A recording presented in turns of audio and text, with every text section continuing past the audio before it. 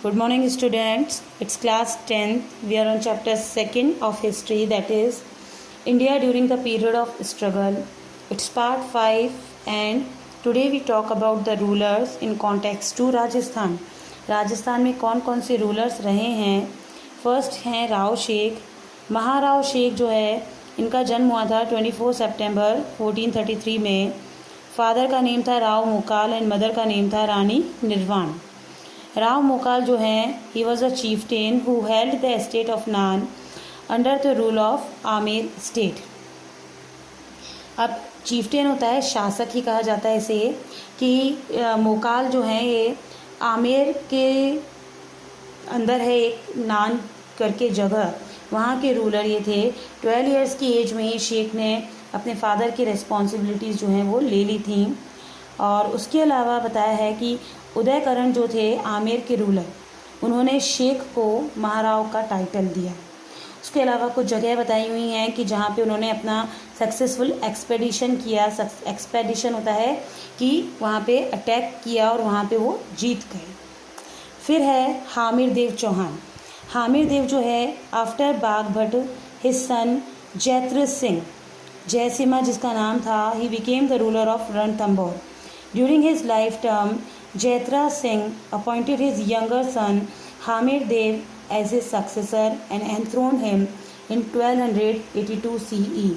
बाघभट्ट के बाद उसका पुत्र था जयसिम्हा, जैत्र सिंह जिसे कहा जाता है, वो रणथंभौर का शासक बना और उसने अपने छोटे पुत्र हामिर देव को अपना सक्सेसर उत्तराधिकारी बनाया था और 1282 में उसका कॉर्नेशन कर दिया, यानी उसे थ्रोन पर बिठा दिया था.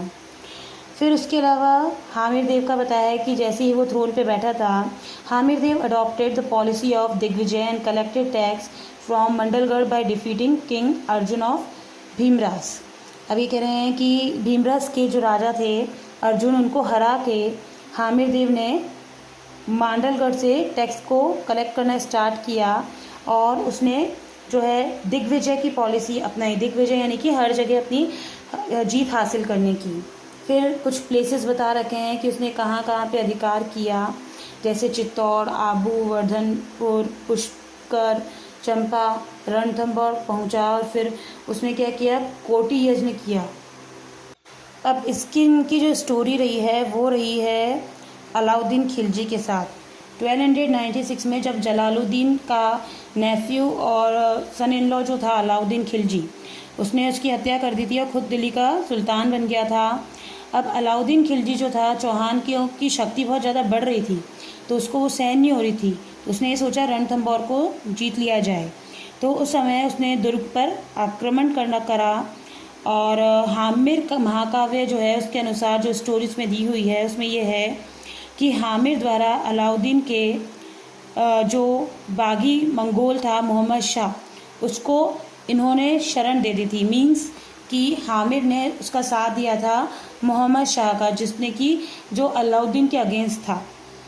अभी जो मंगोल सेनापति था मोहम्मद शाह, इसको जो है अलाउद्दीन की तो सेना से उसने बगावत कर ली थी, यानी कि उसके अगेंस्ट हो गया था और हामिर के पास उसने शरण ले ली थी. और हामिर ने अपनी शरण में आए हुए व्यक्ति को वापस देने से मना कर दिया था. तो इस कारण से अलाउद्दीन ने रणथंभौर पर आक्रमण कर लिया था. फिर एट द एंड जो है पूरी स्टोरी बता रखी है कि युद्ध हुआ था. फिर एट द एंड हामिर जो है वो शहीद हो गया था, इसमें वीरतापूर्वक लड़ता हुआ मारा गया था. सो ये इसकी पूरी स्टोरी रही है अलाउद्दीन खिलजी और रणथंभौर पे उसने जो आक्रमण किया था इसकी. अब हामिर ने अपने फादर जयसिंह के 32 इयर्स के शासन के हिसाब से 32 पिलर्स एज अ छतरी बनाए हैं रणथंभौर फोर्ट में, which is also renowned as Nayak की छतरी. से नायक की छतरी भी कहा जाता है, न्याय की छतरी भी कहा जाता है. Hamir Dev built a Padmala pond in the name of his daughter पद्माला.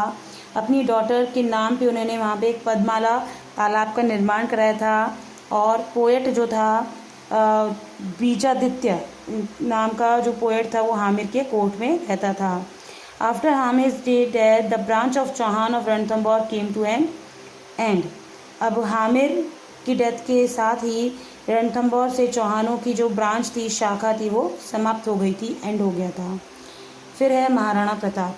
Maharana Pratap जो है ये कुंभलगढ़ दुर्ग के बादल महल में इनका जन्म हुआ था और उदय सिंह के बड़े पुत्र थे। इनकी माता का नाम था जयवंता बाई।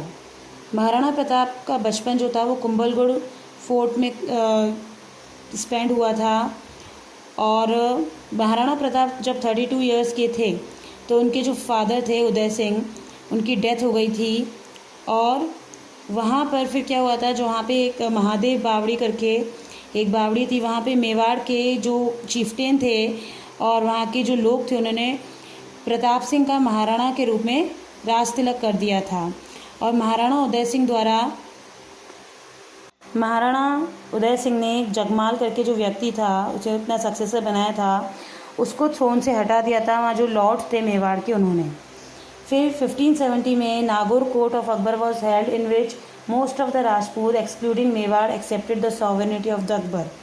अकबर ने नागौर में अपना दरबार लगाया था, कोर्ट लगाया था। वहाँ पे जो मेवाड़ के राजपूत हैं उनको छोड़ के सभी राजपूतों ने अकबर की सॉवरेनिटी स्वीकार कर ली थी, यानी अकबर को अपना शासक स्वीकार कर लिया था।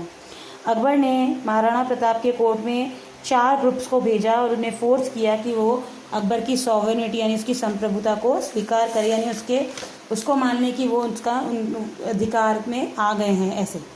फर्स्ट ग्रुप था वो था जलाल खां का, who was sent in November 1572 in Pratap's court. Second group था मान सिंह का जो आमेर का रूलर था। जून 1573 में प्रताप को कन्वेंस करने के लिए भेजा। फिर थर्ड ग्रुप था वो था भगवंत दास को भेजा था। फिर फोर्थ टाइम में टोडरमल को भेजा था। तो इस तरह से 4 बार उसने ट्राई किया।